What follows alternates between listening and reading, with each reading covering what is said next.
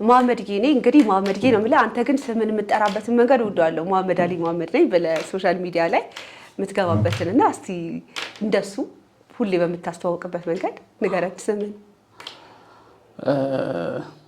መሐመድ አሊ መሐመድ የሚለው አጠራር ከስር ጀምሮ የመጣ ነው ደሴ ሃይ ስኩል ስማር በአማተር ደረጃ ቲያትር ጽፍ ነበር አዘጋጅ ነበር እና ያኔ በሞንታርቦ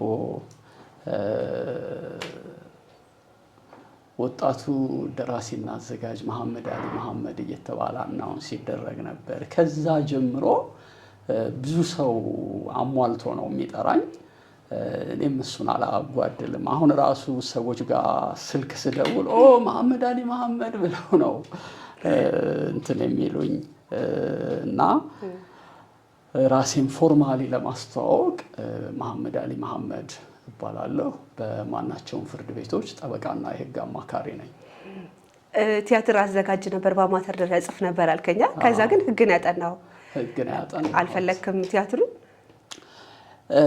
ኦነስትሊ የሚያቁኝ ሰዎች መምህራንም ከትምህርት ቤት ውጭም የነበረኝን ተሰጥኦ ለስነ ጽሁፍ የምሰጠውን ዋጋ ግምት በማየት መሐመድ አዲስ አበባ ዩኒቨርሲቲ ገብቶ ስነ ጽሁፍ ወይ ቲያትሪካል አርት ሊያጠና ይችላል የሚል ግምት ነበራቸው ግን አዲስ አበባ ዩኒቨርሲቲ ከገባው በኋላ ሁለተኛና ሶስተኛ አመት ያኔ ኮመን ኮርስ ነበር የመጀመሪያ አመት ላይ ሁለተኛና ሶስተኛ አመት ከሆኑ የኢትዮጵያ ቋንቋዎችና ስነ ጽሁፍ ከቲያትሪካል አርት ተማሪዎች እንትኖች ወሰድ ነበር ሃንዳውቶች ምናምን እና ሳያቸው አብዛኞቹን ማቃቸው ነበሩ በኢንፎርማሊ በስልጠና በራሴም ጥረት ማቃቸው ነገሮች ነበሩ እንደው ምናልባት እዛ ገብቼ ብማር በጣም ጠለቅ ያለ ነገር ነው ላገኝ የምችለው ሶ በጣም ቴክኒካል የሆነ ወጣ ያለ ነገር መማር አለብኝ ብያሰብ ህግ ደግሞ ክሪቲካል ቲንኪንግ ላይ አስተዋጽኦ እንደሚኖረው ረዳ ነበረ ሳልገባም ውጤቴም አጋጣሚ ጥሩ ስለሆነ ያኔ ሎ ስኩል ወይም ደግሞ ኤፍቢ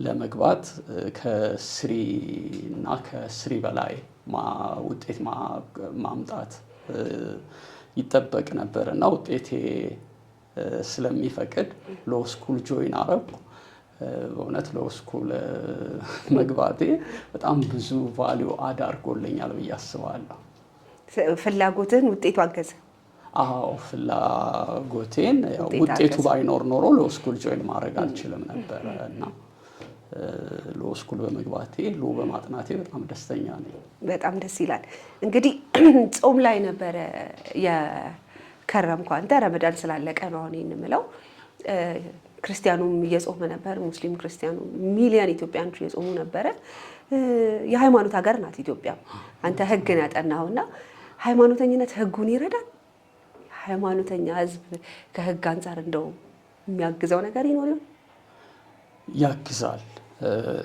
ሃይማኖት የማያግዘው ነገር ያለ አይመስለኝም ቢኮዝ የትኛውም ሃይማኖት ቢሆን መልካም ስነ ምግባራትን ነው የሚሰብከው መጥፎ ስነ ምግባራትን ያወግዛል አያበረታታም ይህንን ከህግ ጋር አያይዘን ስናየው ህግ የሚቀጣው በማህበረሰቡ ዘንድ በነገራችን ላይ ህግ መነሻ አለው መነሻው ደግሞ የተለያዩ ማህበረሰቦች የራሳቸው የሆነ ካልቸራል ባህላዊ ሃይማኖታዊ እሴቶች አሏቸው እነዛ ናቸው ወደ ህግ የሚቀየሩት የህግ ፎርማት የሚሰጣቸው እና ህግ የሚቀጣው የሚዳኘው እነዚህን በማህበረሰቡ ዘንድ ተቀባይነት የሌላቸውን ድርጊቶች ነው። ያው ሰው ወደ ፍርድ ቤት ወደ ህግ የሚሄደው ህግ ሲጣስ ነው እና ሃይማኖተኛ ማህበረሰብ ለህግ አመች ነው። በህግ ለመገዛት አመች ነው።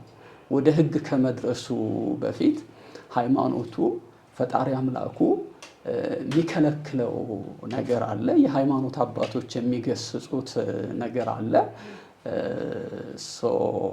የህግ የበላይነትን ለማስፈን በሃይማኖተኛ ማህበረሰብ ውስጥ ብዙ አስቸጋሪ አይሆንም እና ለህግ ትልቅ አስተዋጽኦ አለው ብዬ አስባለሁ። በነገራችን ላይ ወመዲ ህግ የሚቀጣው አልከኝና ሁሌ አንድ የሚገርመኝ አባባል አለ። ህግን አለማወቅ ከተጠያቂነት አያድንም። በጣም ተደጋጋሚ እንሰማታለን አባባል። የት እንወቅ ህግን? የት አውቀን ነው ማለት ህግን እንወቁ እንባላለን። ባታውቁ ከተጠያቂነት አትድኑም። ማወቂያው የት ነው? እንግዲህ ይሄ አጠቃላይ አባባል በእርግጥ በጣም አከራካሪ ነው።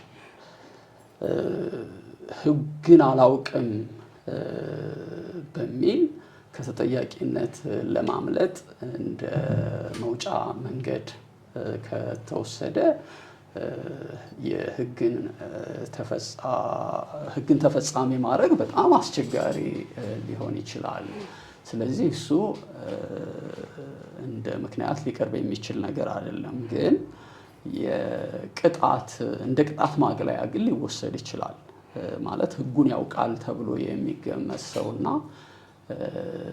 ህጉን አላቅም የሚል ሰው እኩል ቅጣት ላይ ይጣልበት ይችላል። ህጉን አላቅም የሚለውን እንደ መከራከሪያ እንደ መከላከያ የምንቀበለው ከሆነ ግን ማንም ሰው በህግ ሊቀጣ አይችልም። እንደተባለው ግን በህግ ዙሪያ ሁሉም ሰው መሰረታዊ ግንዛቤ እንዲኖረው የህግ ማህበረሰቡም ሌላ የመንግስት አስተዳደራዊ መዋቅሮችም ጥረት ማድረግ መቻል አለባቸው። ሰው ህግ አክባሪ እንዲሆን መጀመሪያ ስለ ህጉ መሰረታዊ ግንዛቤ ማስጨበጥ ያስፈልጋል። ደግሞ ህብረተሰቡም ህግ እንዲያወጡለት ተወካዮቹ ልኮ ሲያበቃ የህዝብ ተወካዮች ምክር ቤት ማለት የህዝቡ ወኪሎች ናቸው። ህዝቡን ወክለው ነው ይሄን የሚያደርጉ። ስለዚህ እነዚህ ህጎች ህዝቡ በወኪሎቹ አማካኝነት ያወጣቸው ህጎች ናቸው እና ራሱ ያወጣውን ህግ አላቀውም ብሎ የሚከራከር ከሆነ ራሱ ያወጣውን ህግ እሱ የማያከብረውና የማይገዛበት ከሆነ መልሶ ራሱ ማህበረሰቡን ነው ሊጎዳ የሚችለው እና ህግን ማወቅ አስፈላጊ ነው። ህግን አላውቅም በሚል ከተጠያቂነት ማምለጥ አይቻልም። ምን አስቤ መሰለህ? አሁን መንጃ ፍቃድ ሰው ሊነዳ ሲል እንደው መኪና ላይ ብሎ አይነዳም። መንጃ ፍቃድ አውጣ ይባላል። መንጃ ፍቃድ አውጥቶ የትራፊክ ህግ ቢጥስ ትራፊክ ፖሊሱ አስቆሙ መንጃ ፍቃድ ይታል። ይሄን ያስከው ተምረህ ነው ከሚል ግንዛቤ ማለት ነው። ስለዚህ አምጣ መንጃ ፍቃድን ሲል ራሱ የለኝም ካለ ሌላ ታሪክ ነው። ምክንያቱም የምትነዳው የትራፊክ ህጎችን አውቀህ ነው ከሚል ግንዛቤ አይደል የምትጠየቀው ላይሰንሱ። ልክ እንደዚህ ህግን አለማወቅ ከተጠያቂነት አያድንም ሲባል የት ነው የምናውቀው? ምናልባት ቤታችን ይሁን መማሪያው መጀመሪያ ያው እንግዲህ በየደረጃው ህግ አለ። ለምሳሌ ልጆች ሁነን ስናድግ አድርጉ አታድርጉ ተብሎ የሚነገረን ነገር አለ። አታድርጉ የተባለውን ነገር ካረግን ወይም ደግሞ አድርጉ የተባልነውን ነገር ሳናረግ ከቀረን እንደምንቀጣ ያወቀና የመጣ ነው። ስለዚህ ተምረን ለአቅመ አዳም ወይም ለአቅመ ሔዋን ደርሰን ወደ ማህበረሰቡ ስንገባም እያንዳንዱ የምናደርገው ነገር ይሄ የተፈቀደ ነው የተከለከለ እና ምን ሊያስከትል ይችላል የሚለውን እንዲሁ በደመ ነፍስ በኮመን ሴንስ የምንረዳው ነገር ይኖራል። ስለዚህ ህጋዊነት፣ ህግ አክባሪነት አብሮን ያደገ ነው ማለት ይቻላል እና ዘመናዊ ማህበረሰብ ደግሞ ልጆቹን ሲያሳድግ ከዚህ አንጻር እንደው ኤግዛክትሊ በስራ ላይ ያሉ ህጎችን ሪፈር አድርጎ ሳይሆን በአጠቃላይ ከህጋዊነት ከህግ አክባሪነት አንጻር ልጆቹን መቅረጽ አለበት ይችላልን ብዬ ነው የማስበው። ስለዚህ መጀመሪያ ህግ መማሪያችን ቤታችን ነው የማስበው። ደስ ይላል በጣም። ስንገባ ቅድም ያው እንግዲህ ጾም አላለቀም በክርስትናው ረመዳንን ብንጨርስም ክርስቲያን ወይም አማኝ ማህበረሰብ ነው ብለን ነበር። ኢትዮጵያ ብዙ ሰው ሃይማኖት አለው። ከቅርብ ጊዜያት ወዲህ እንደውም ትላንትና አንድ ሜንስትሪም ሚዲያ ዳታውን እያወጣው ነበረ። በዚህ በ7 ወር ውስጥ ብቻ 40 ሰዎች ራሳቸውን አጥፍተዋል አለ።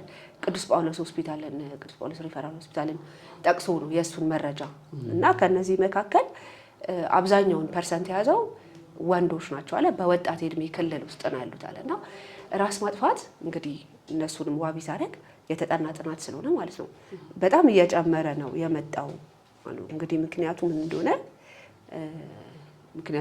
ታውቃለህ ብዬ ስለማለት ነው አልጠይቅም። ግን ራስን ማጥፋት ወንጀል ነው ማምዴ?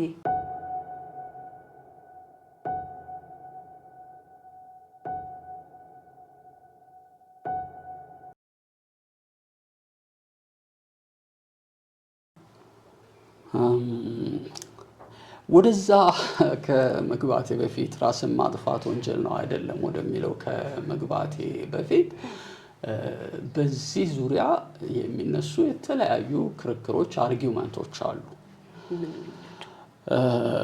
በአንድ በኩል የሰው ልጅ በራሱ ላይ የማዘዝ ሙሉ ነፃነት ሊሰጠው ይገባል። በራሱ ጉዳይ ላይ ማንም የውጭ ኃይል ወይም ማህበረሰቡ ጣልቃ ሊገባበት ኢንተርፌር ሊያደርግ አይገባም የሚል ክርክር ይነሳል እና ማይ ባዲ ኢዝ ማይ ባዲ። አዎ በቃ እኔ ከፈለኩ ራሴን ብጎዳ ራሴን ባጠፋ ማንም አይመለከተውም፣ ይሄ የኔ ጉዳይ ነው የሚል እስከዛ ድረስ የተለጠጠ ክርክር ይቀርባል። ፊሎሶፊካል ወይም ፍልስፍናዊ ክርክር ነው። በሌላ በኩል በህይወት መኖር በማህበረሰቡ ዘንድ ትልቅ ዋጋ የሚሰጠው ማህበረሰባዊ እሴት ነው። ማህበረሰብ የግለሰቦች ድምር ውጤት ነው። ስለዚህ ይሄ የግለሰብ ጉዳይ አይደለም፣ ማህበረሰብን የሚመለከት ነው የሚል ክርክር ይቀርባል። ሌላው ከዚሁ ጋር በተያያዘ አንድ ሰው ራሱን አልሰራም። ለምሳሌ አንቺ ሰርተሽ ሀብት ልታፈሪ ትችያለሽ፣ ቤት ልትገነቢ ትችያለሽ። አንቺን የሰራሽ ግን ሌላ አካል ነው፣ ፈጣሪ አምላክ ነው። አንቺ የራስሽ የስራ ውጤት የሆነውን ቤትሽን ልታፈርሽ ትችያለሽ፣ እንደፈለግሽ ልታረጊ ትችያለሽ። እሱም ለዛውም እኮ ህግ ኖሮት ነው። እሱም ህግ አለው። የራስሽን ንብረት እንደፈለግሽ ማውደምም የሚያስጠይቅበት አግባብ አለ። አንቺን የሰራሽ ግን ሌላ ፈጣሪ አምላክ ነው እና ራስሽን ማጥፋት ሙሉ በሙሉ የአንቺ ጉዳይ ነው ተብሎ የሚተውልሽ ነገር አይደለም። በእርግጥ ራስን ማጥፋትን በሚመለከት የተለያዩ እንደዚሁ መነሻ ምክንያቶች አሉ። አንዳንዶቹ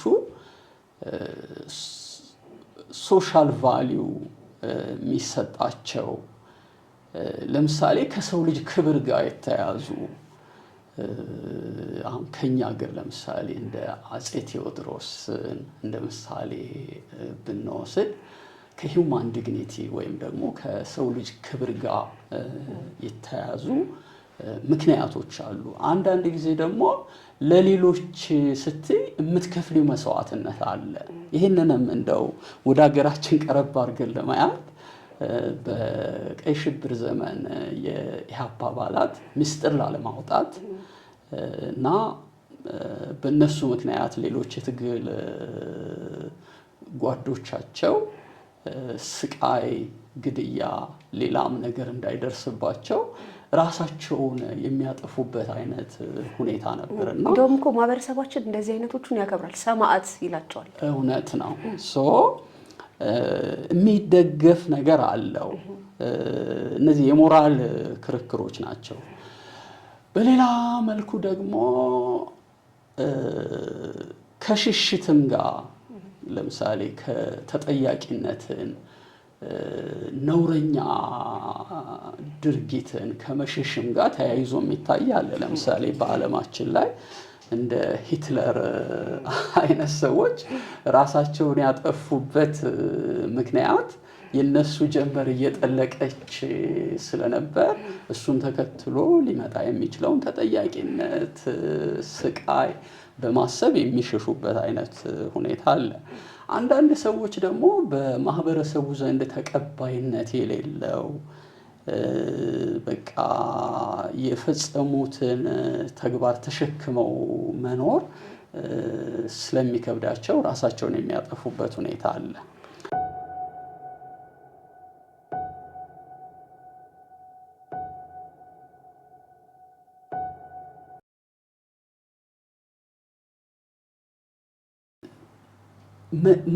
የመኖራቸውን ፋይዳ አተውት የኔ መኖር ምን ትርጉም አለው? በጣም ሴንሲቲቭ ነው። ምክንያቱም ተፈጥሮ በህይወት መኖርን የሚያክል ጸጋ ለሰዎች ልጆች አልቸረችም ብዬ ነው እኔ እማምነው። ሰው ተፈጥሮ በህይወት መኖርን የመሰለ ጸጋ ለሰው ልጆች አልቸረችም ብዬ ነው እማምነው። በህይወት መኖርን ያክል የሚያጓጓ ትልቅ እሴት የሚሰጠው ነገር የለም። ቅድምም እንዳልኩት ሰው አሁን በጣም የመጨረሻ ፍርሃቱ በቃ ልሞት እችላለሁ፣ ህይወቴን ላጣ እችላለሁ የሚል ነው እና እዛ ውሳኔ ላይ ያደረሰው ምን ያህል ሆድ ቢብሰው፣ ምን ያህል ቢከፋው፣ ምን ያህል ቢገፋ፣ ምን ያህል ቢበደል፣ ምን ያህል ቢጨልምበትና አማራጭ ቢያጣ ነው የሚለው ነገር ብዙ ሶሲዮሎጂካል፣ ሳይኮሎጂካል፣ ሳይካትሪካል፣ ኢኮኖሚካል ጥያቄዎችን የሚያስነሳ ነውና እኔ እዚህ ዝርዝር ውስጥ ገብቼ አድሬስ ላደርገው አልችልም። ይሄ በጣም ቴክኒካል ስለሆነ ወደ ህጉ ስንመለስ እንደዚሁ ራስን ማጥፋት በህግ የሚያስጠይቅ የሚያስቀጣ ይሁን አይሁን በሚለው ላይ እንዲሁ በጣም ሰፊ ክርክር አለ። እኛ ሀገር ማለት ነው ኢትዮጵያ፣ በዓለም ላይ በአጠቃላይ እኔ እስካሁን ድረስ እንደማውቀው በዓለም ላይ ወደ 20 የሚሆኑ ሀገሮች ብቻ ናቸው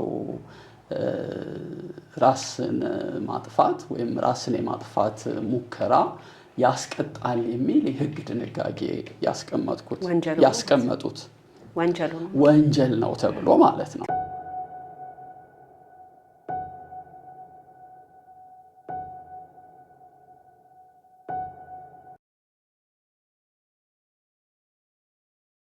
የሰበር ውሳኔ የተሰጠበትም ኬዝ የለም። የኢትዮጵያ ህግ ብቻ በወንጀል ህጋችን አንቀጽ ወይም ቁጥር 542 ስር አንድ ሰው ራሱን እንዲያጠፋ ማነሳሳት፣ መርዳት እንደ ሁኔታው ከ1 ዓመት እስከ 5 ዓመት በሚደርስ እስራት ሊያስቀጣ እንደሚችል የተቀመጠ ድንጋጌ አለ። እንደ ሁኔታው ማለት ለምሳሌ ራስን የማጥፋቱ ነገር በሙከራ ደረጃ የተቋረጠ ከሆነ ወይም ደግሞ ራሱን የማጥፋቱ ድርጊት ወይም ሂደቱ ፍጻሜ አግኝቶ ከሆነ የቅጣት ደረጃዎቹ የተለያዩ ናቸው ማለት ነው። ጣሪያው 5 ዓመት ነው። እኔ ምንም ማመድዬ እንደው እዚሁ ጋር መገለጫ አለው ለዛ ሰው ራሱን ሊያጠፋ ሙከራ ላደረገው ሰው የረዳ ያነሳሳ የሚለው ማነሳሳት በሚለው ስር እንደዚህ ማድረግ በማነሳሳት ስር መርዳት ደግሞ ይሄን ማድረግ ተብሎ ነው ብሎ ቬግ ነው መገለጫ አላቸው። የረዳ የሚለው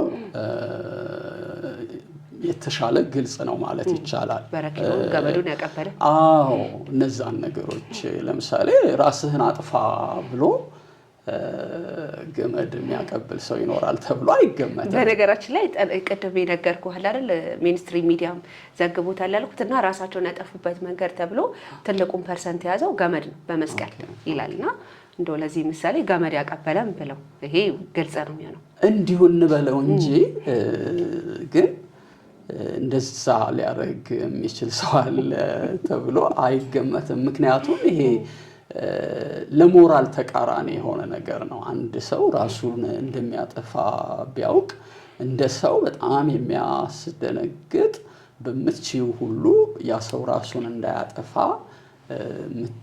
የመከላከል እንጂ እንደዛ ያደርጋል ተብሎ አይገመትም። ግን የሚሆነው ነገር ምንድን ነው? ብዙ ጊዜ ለምሳሌ በረኪና ጠጥቶ ወይም ጠጥታ ሞተች፣ የአይጥ መርዝ በልቶ ወይም በልታ ሞተች የሚሉ ነገሮች አሉ።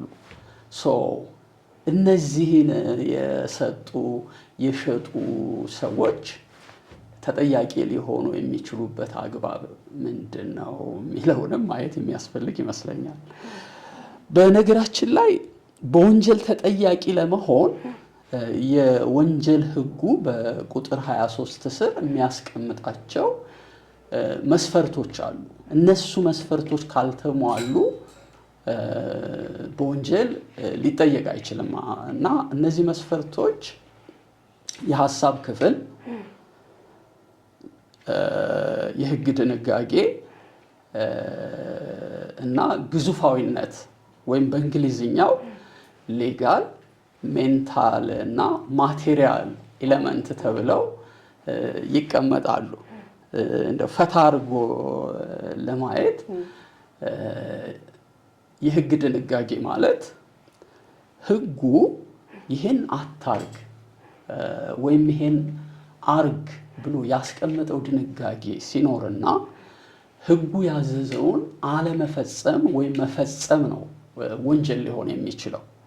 ስለዚህ አንድን ድርጊት ወንጀል ነው ለማለት በሕጉ በግልጽ የተደነገገ መሆን መቻል አለበት ማለት ነው። ማለት የተከለከለ ወይም ደግሞ በሕጉ እንዲደረግ የታዘዘ ሲሆን ነው። ስለዚህ አንድ ሰው ወንጀለኛ የሚባለው ሕግ የከለከለውን ነገር ሲፈጽም ወይም ደግሞ ሕግ ያዘዘውን ነገር ሳይፈጽም ሲቀር ነው ማለት ነው ወንጀለኛ ሊባል የሚችለው። የሕግ ድንጋጌ የምንለው እሱ ነው። የሐሳብ ክፍል ማለት ደግሞ አንድ ሰው ወንጀለኛ ሊባል የሚችለው ያን የወንጀል ድርጊት አስቦበት ወዶና ፈቅዶ ውጤቱን ለመቀበል ሲያረግ ወይም ደግሞ አንዳንድ ጊዜ ውጤቱ ምን ሊሆን እንደሚችል ማወቅ ሲኖርበት ወይ በቸልተኝነት ያረገው ሲሆን ነው።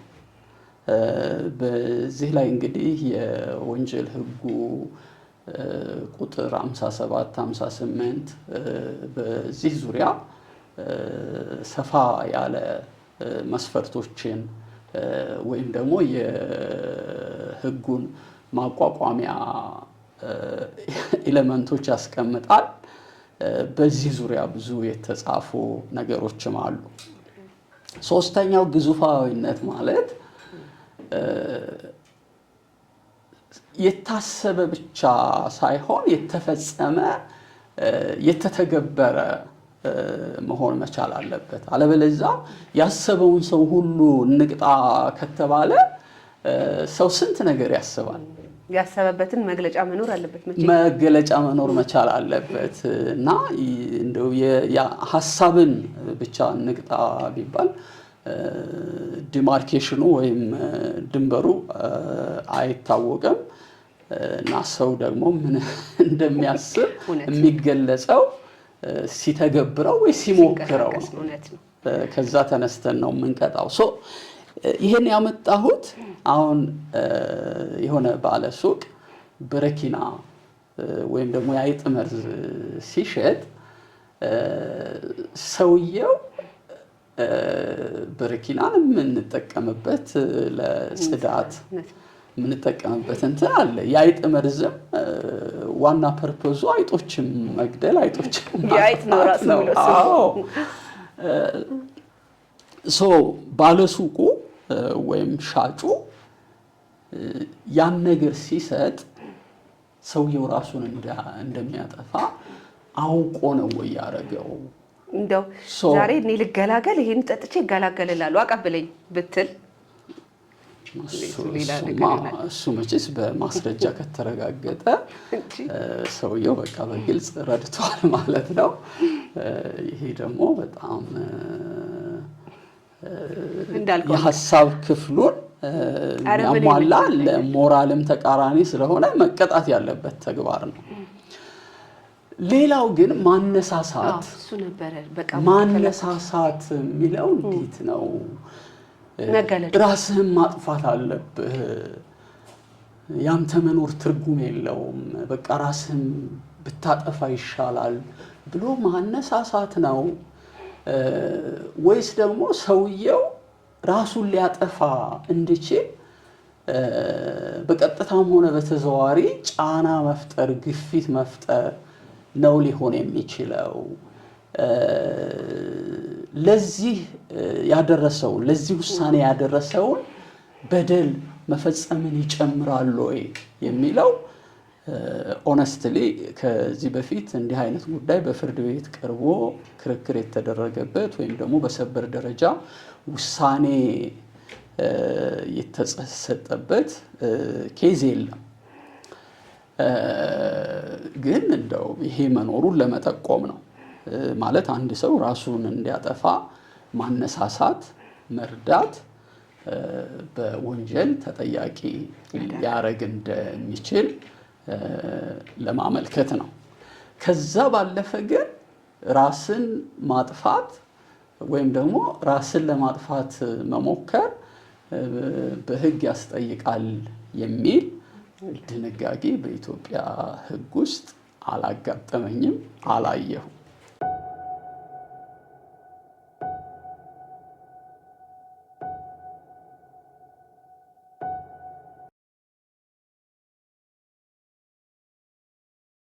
እኔ የምልህ ማመድ እንደው ለኪዩሪዮሲቲ ነው የምጠይቀህ፣ ቢኖር ግን ይጠቅመናል? ወንጀል ነው ተብሎ ራስን ማጥፋት ወይም ራስን የማጥፋት ሙከራ ማድረግ ወንጀል ነው ያስቀጣል ተብሎ ቢደነገግ በግልጽ ማለት ነው ይጠቅመናል እንደ ማህበረሰብ?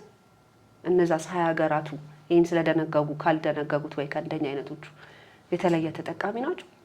ኦነስትሊ ጥናት የለኝም። እንደው ዝም ብለህ አንተ ስታስበው ጥናት የለኝም። ዝም ብሎ የግል አመለካከቴን ነው በዚህ ላይ ልገልጽ የምችለው። ዲተር ሊያደርግ ይችል ይሆናል በተወሰነ ደረጃ፣ ግን ሞትን ያክል አስፈሪ ክፍተት ለመጋፈጥ የወሰነ ሰው ከዛ በመለስ ያለ ቅጣት ያስፈራዋል ወይ? የኔ ጥያቄ ነው። በሌላ መልኩ ደግሞ ቅድም እንዳልኩት ሰዎች ራሳቸውን የሚያጠፉበት ምክንያት አንዳንዱ ሞራሊ ተቀባይነት ያለው፣ ቅድም ለምሳሌ የአፄ ቴዎድሮስንና የኢሃፓ አባላትን እንደማሳያ ጠቅሻለሁና እንደዛ አይነት ድርጊቶችን መቅጣት ያስፈልጋል ወይ? መቅጣትስ ነው ወይ መፍትሄው?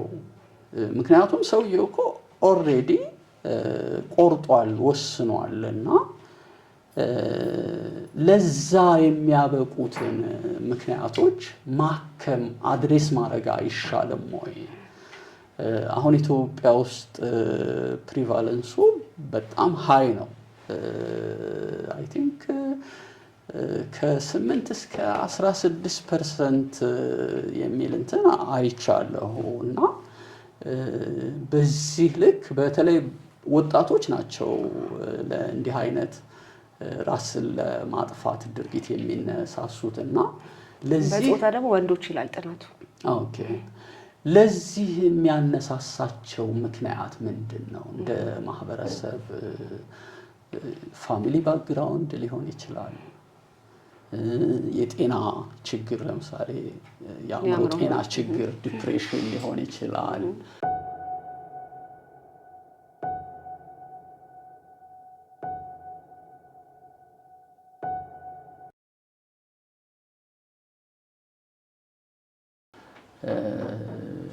እና እነዚህና ሌሎች ብዙ ምክንያቶች ሊኖሩ ይችላሉ ለዚህ የሚያነሳሱ እዚህ ውሳኔ ላይ የሚያደርሱና እንደኔ እነዚህን ችግሮች አድሬስ ማድረግ ነው የሚያስፈልገው። ሌላው እንግዲህ እንደ ቤተሰብ እንደ ማህበረሰብ ሰዎችን ወደዚህ ደረጃ ላይ ከመድረሳቸው በፊት በቅርብ መከታተል፣ መረዳት፣ መርዳት፣ መታደግ የሚያስፈልግ ይመስለኛል። እኛ ከሆነ በኋላ ነው በቃ የምንለው ያዙ ይልቀቁኝ የምንለው እንጂ አብሮን የሚኖረው ሰው እኮ እዛ ጫፍ ላይ እንዳለ የሚያሳዩ ምልክቶች ሊኖሩ ይችላሉ። ልንታደገው እንችል ይሆናል እና ከዚህ አንጻር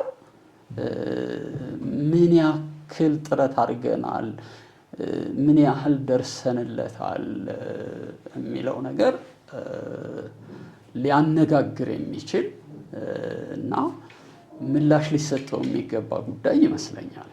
እንዳልከው ነው መሐመድ።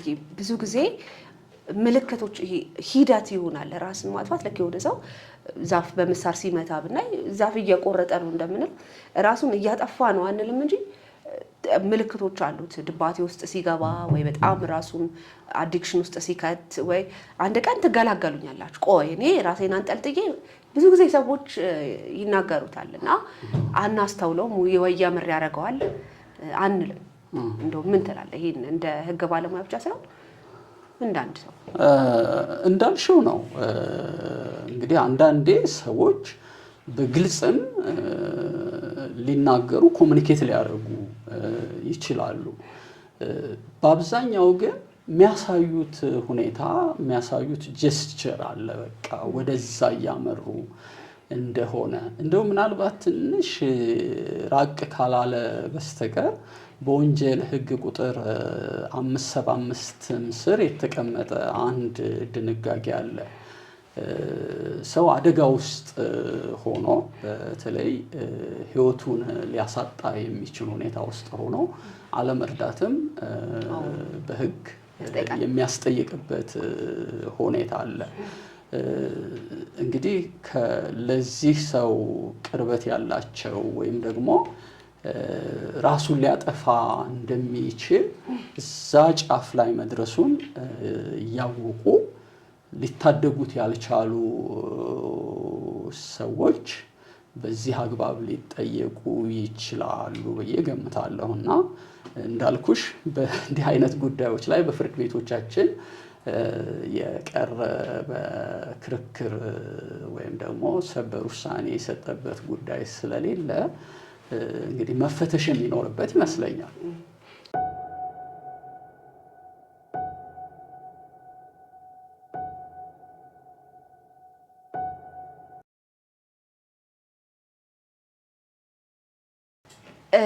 ከመሐመድ አሊ መሐመድ ጋር ነው እያወራን ያለ ነው እና ህጉ ምን ይላል ብቻ ሳይሆን እንደው ቁርአኑስ ምን ይላል ራስን ስለማጥፋት መሐመድ?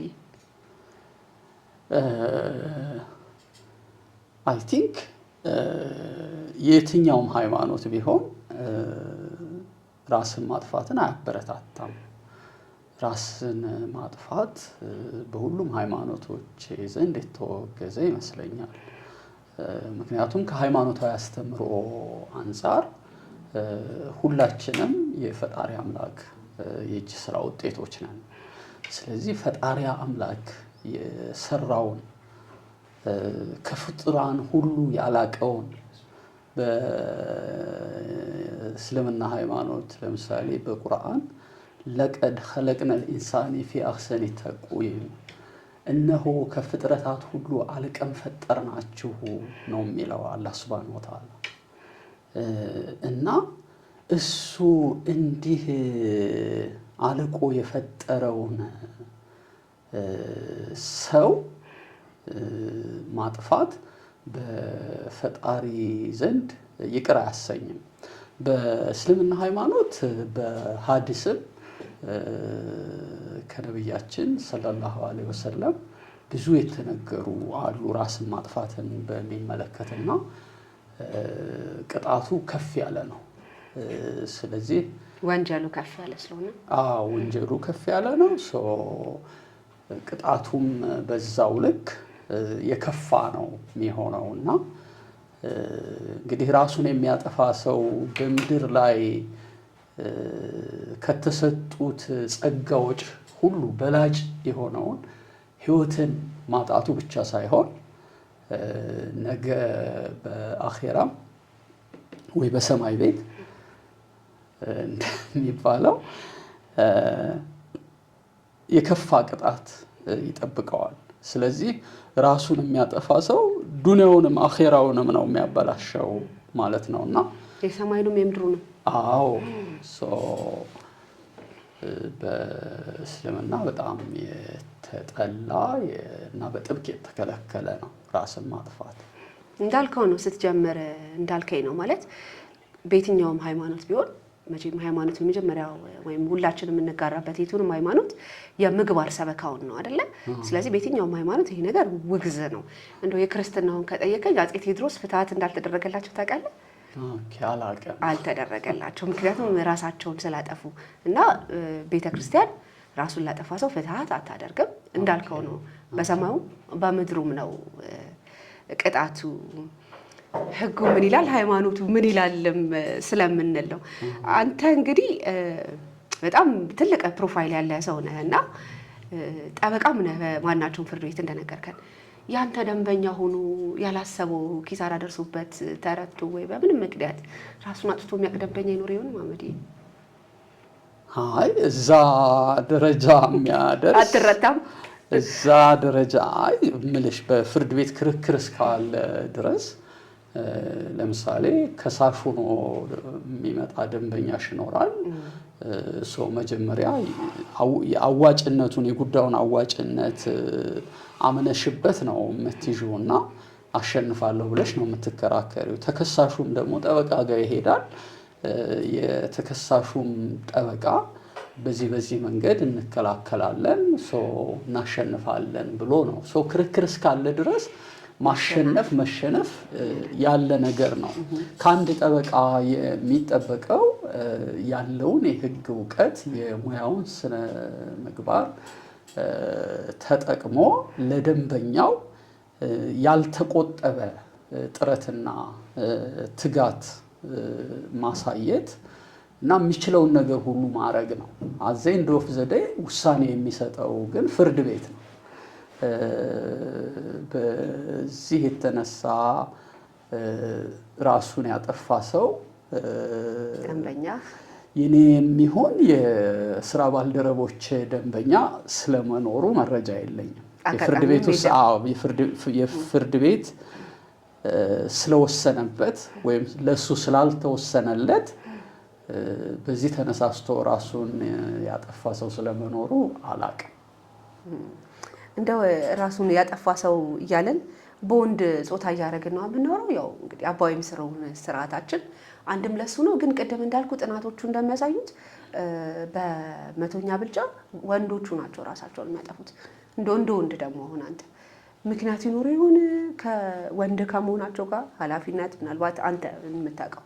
የሚመስልህን ነው የምልህ። ይሄ የጥናት የህግ ባለሙያነት ሳይሆን እንደ ወንድ ከመሆን ጋር ምን ነው የወንዶቹ ቁጥር ከፍ አለ? እኔ ምጣኔውን አላውቀውም። የወንዱ ቁጥር ኦር የሴቱ ቁጥር የትኛው እንደሚበዛ ምጣኔውን አላውቀውም። ትላንት ጳውሎስ ያወጣውን መረጃ ተንተርሼ ነው የምልህ መሐመድ። ራሳቸውን ከሚያጠፉቱ በወጣትነት እድሜ ክልል ያሉ ናቸው አለ፣ ከፍ ያለ ነው አለና ለምን ይሁን? ምናልባት እንደ ወንድ አንተ ስታስበው ኃላፊነት መሸከም ነው ወንዶች ላይ ስለሆነ አሁንም ያለው ኃላፊነት የቤት መያዙ እንደዚህ ማለት ነው። ምናልባት ጾታውን ከፍ ያደረገው ወንድ ከመሆን ጋር አብሮ የሚመጡ ፕሮቫይደሮች ናችሁ እናንተ ይሄኔ ማለት ነው። እንግዲህ አንቺ ከሰጠሽኝ ወይም አንቺ ካገኘሽው መረጃ ተነስቼ ወይም እሱን ተንተርሼ የግል አስተያየቴን መስጠት ካለብኝ በሁለት ምክንያት ሊሆን ይችላል ብዬ አስባለሁ። አንዱ ወንዶች የሆነ ለራሳቸው የሚሰጡት ክብር አለ። በማህበረሰቡ ውስጥ የሚሰጡት ክብር አለ።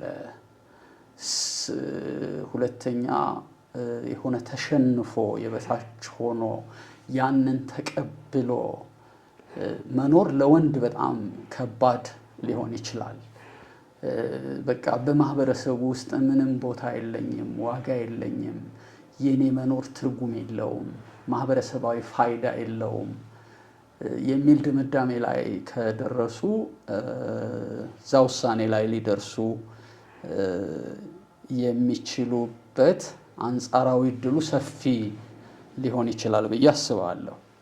ሁለተኛ አንቺም እንደጠቆምሽው ወንድ ልጅ ለአቅመ አዳም ከደረሰ በኋላ የሚጠበቅበት ነገር አለ። ቤተሰብ የመመስረት ማለት ሚስት የማግባት፣ ልጅ የመውለድ፣ ራሱን ከመቻል አልፎ ቤተሰብ መስርቶ እንደውም ቢቻል ከራሱ አልፎ ለወላጆቹም ከዛም በላይ ለማህበረሰቡም የሚተርፍ መሆን መቻል አለበትና ይሄ ዝም ብሎ ያልተጻፈ ግን ኢምፕላይድሊ ወይም በዝምታ የተቀመጠ ህግ ይመስላል። በቃ ከወንድ የሚጠበቅበት ነገር አለ። ያን የሚጠበቅበትን ነገር ማሟላት ሳይችል ወደፊትም ማሟላት እንደማይችል ሳያምን ሲቀር ቅድም እንዳልኩት በቃ የመኖሩን ፋይዳ የመኖሩን ትርጉም ጥያቄ ውስጥ ሊያስገባ ይችላልና ምናልባት እነዚህ ሁለት ምክንያቶች አስተዋጽኦ ሊያደርጉ ይችላሉ ብዬ አስባለሁ። ይመስለኛል እንዳልከው መሐመድ፣ ይሄ ወንድ አክባሪ ነን እንደ ማህበረሰብ ወንድ እንላለን። ሰው የጎበዘ ሲመስለን ወንዱ ራሱ ደግሞ ሲጎበዝ ወንድ ተኩል እኮ ነው ደግሞ ተኩል ጨመር እናደርግለታለን። እንግዲህ ምናልባት እንዳልከው ቺቺን ነገር ማሳካት ሲያቀት ይሆናል መላምት ነው እንዳልከው። አይ ብዙ ጊዜ ምን ይባላል የሆነ በቃ ሲደክምሽ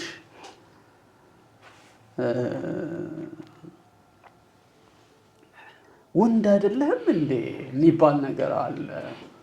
ማለት ወንድ ጠንካራ ነው።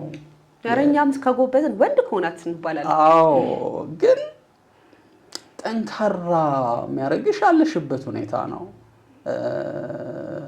በማህበረሰቡ ዘንድ ያለሽ ተቀባይነት፣ አሁን ላይ ደግሞ በማህበረሰቡ ዘንድ የበለጠ ተቀባይነት እንዲኖርሽ የሚያደርገው ከእውቀትሽ ከስነ ምግባርሽ በላይ ሳይሆን ፋይናንሻል ፖዚሽንሽ ሆኗል። ያለሽ የገቢ መጠን፣ የኑሮ ደረጃሽ፣ ገንዘብ እንደ ልብ ያናግራል ይባላል እና እንግዲህ አሁን ባለው ሁኔታ ወጣቱ በአብዛኛው ስራ አጥነቱ፣ ከሱ ጋር ተያይዞ የሚመጣው ተስፋ ቢስነት፣ በወጣትነቱ የሚመኘውን ማድረግ የሚፈልገውን ነገር ሁሉ ማረግ የማይችል መሆኑ ለወደፊቱም ደግሞ ይሄንን ሊያረግ የሚችልበት እድል እንደሌለ ማሰቡ ራስን ለማጥፋት ምክንያት ወይም ሊሆን ወይም አስተዋጽኦ ሊያደርግ ይችላል ብዬ አስባለሁ።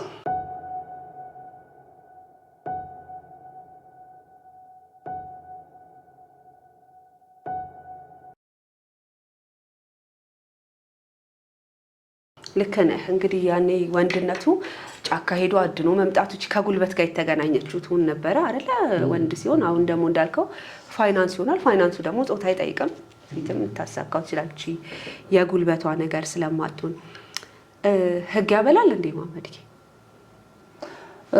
ማንኛውም ሙያ ያበላል በአግባቡ ከተጠቀምሽበት። ግን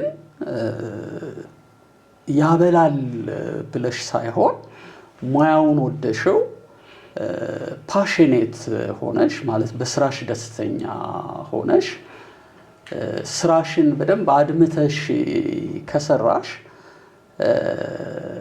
ገንዘብ አክሲደንታሊ ሊመጣ የሚችል ነው።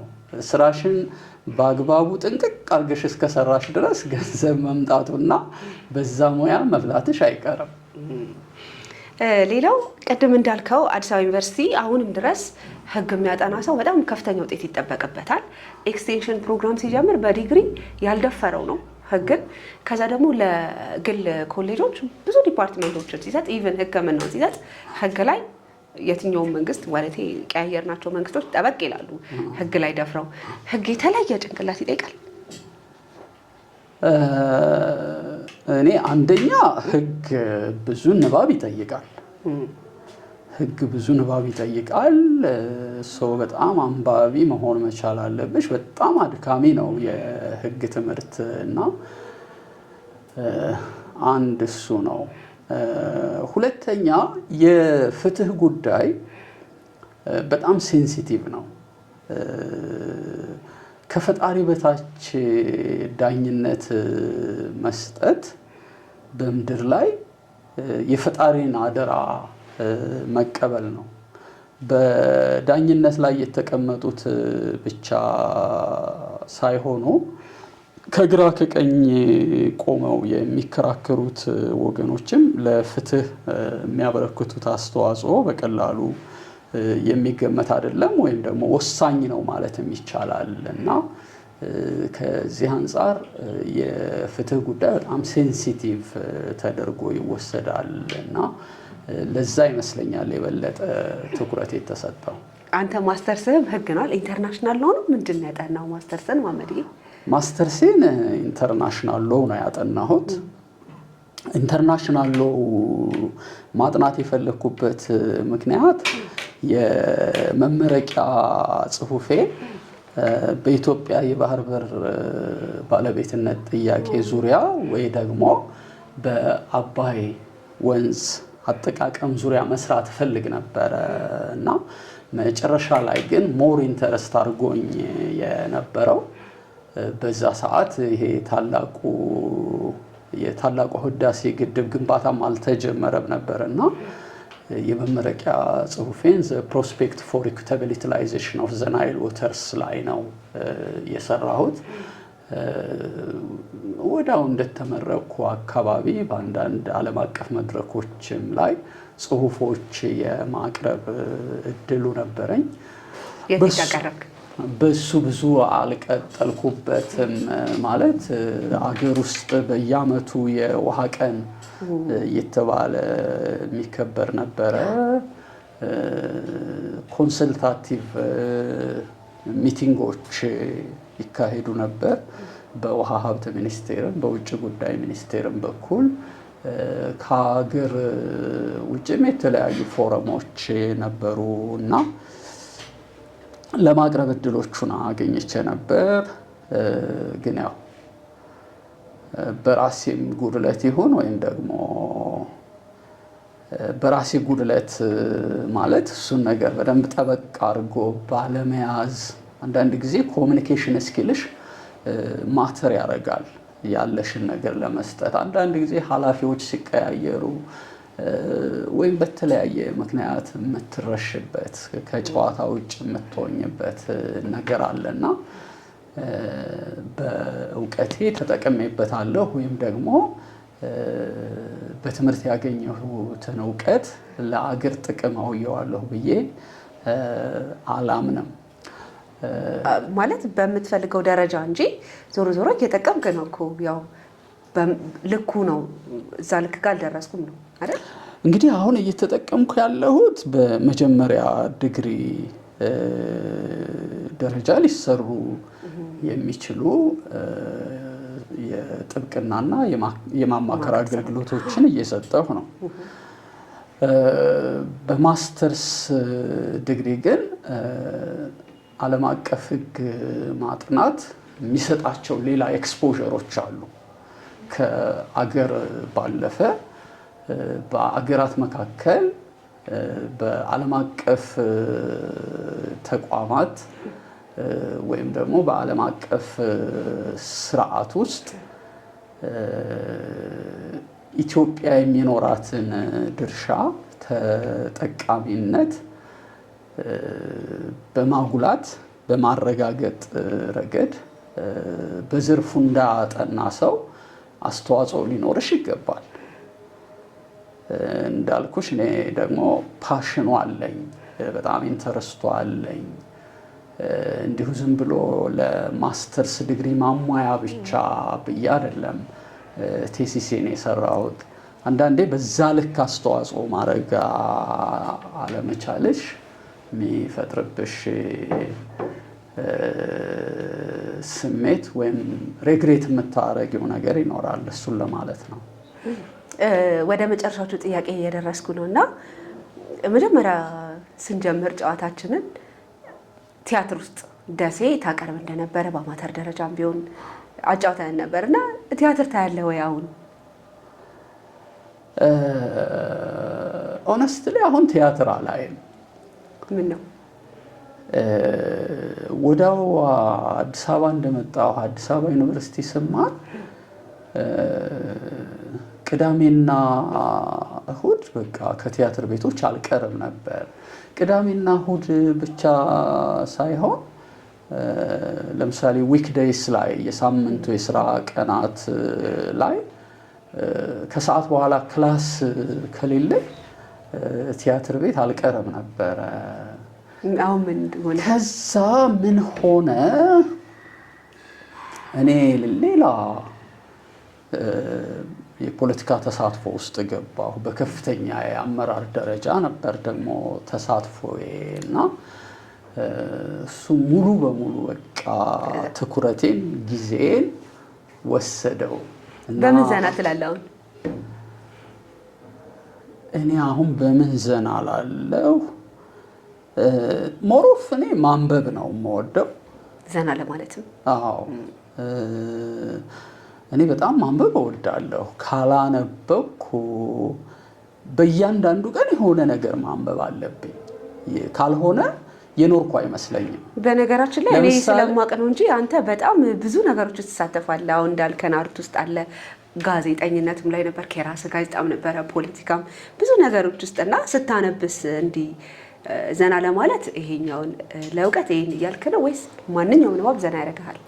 እኔ ኤኒ ነገር ማንበብ ያስደስተኛል። በእርግጥ የምመርጣቸው ነገሮች አሉ። ዝም ብሎ እንዲሁ ያገኘሁትን ብቻ ማነብ ሳልሆን በተለያየ ጊዜ የምታስቢው ነገር ይኖራል። የሆነ ፕሮጀክት ይኖርሻል እና ያንን ሰፖርት የሚያደርግ ወይም ደግሞ ለዛ የሚያግዝ ነገር ታነቢያለሽ።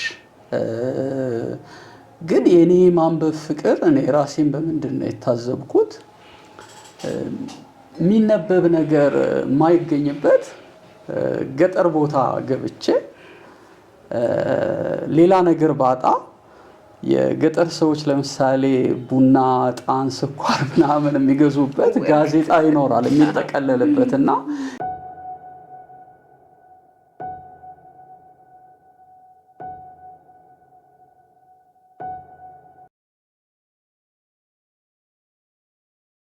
እና ያን ያክል ነው ለንባብ ያለኝ ፍቅር። ማንን ደጋግመህ ሰማህ ከዘፋኝ?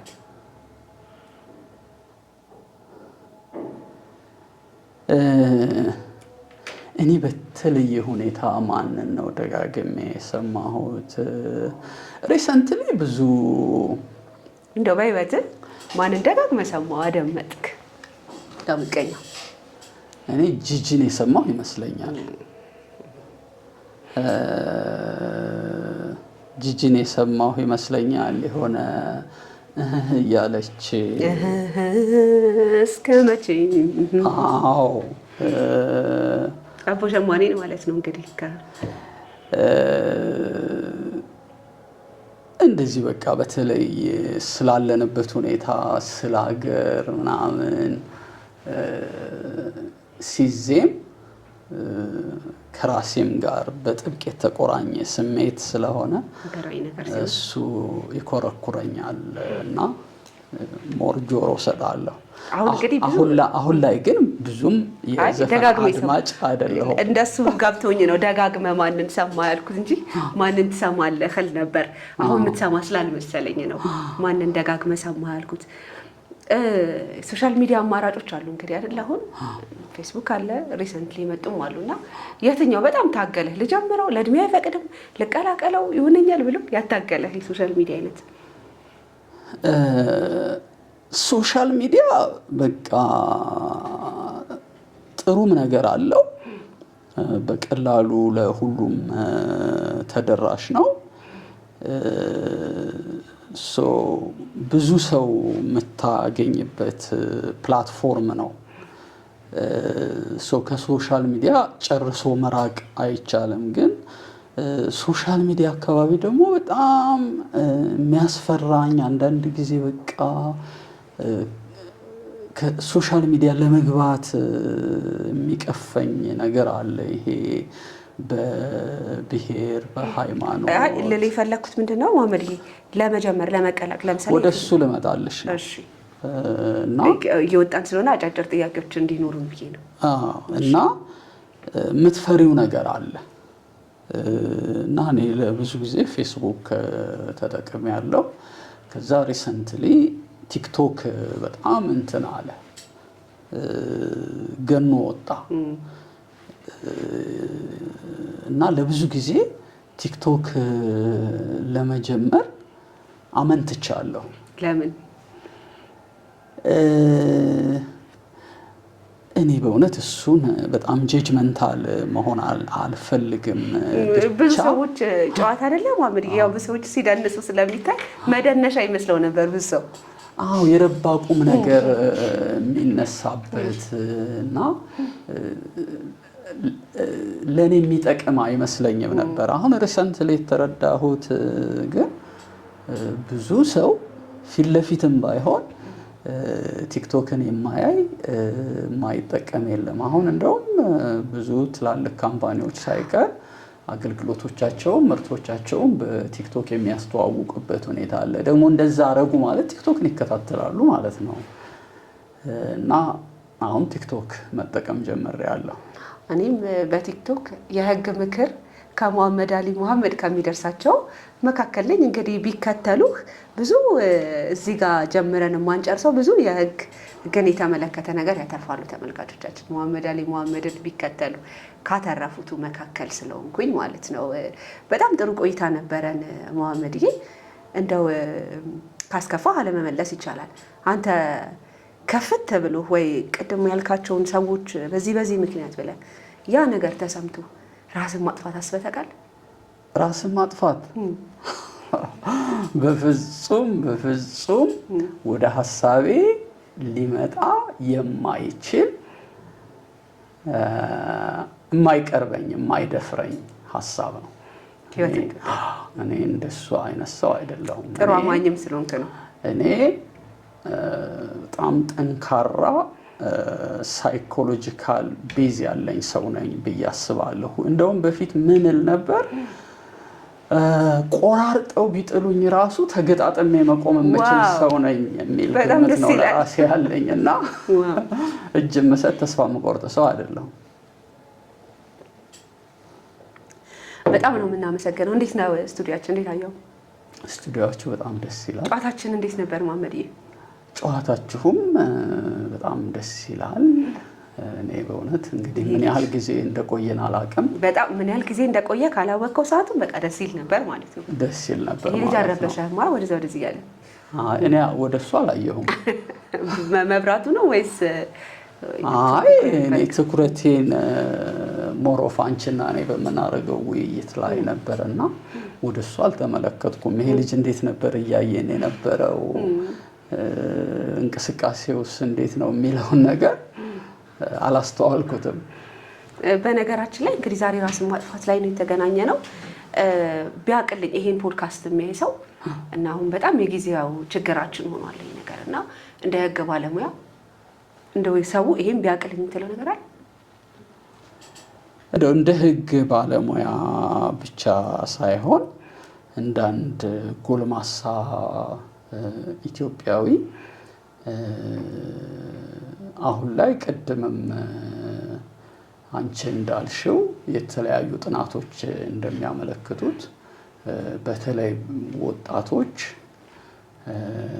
ራሳቸውን የሚያጠፉበት ሁኔታ ከጊዜ ወደ ጊዜ ቁጥሩ እየጨመረ ነው እና ለዚህ አስተዋጽኦ የሚያደርጉ ሁኔታዎችን ደግሞ ጠቅሰናል እና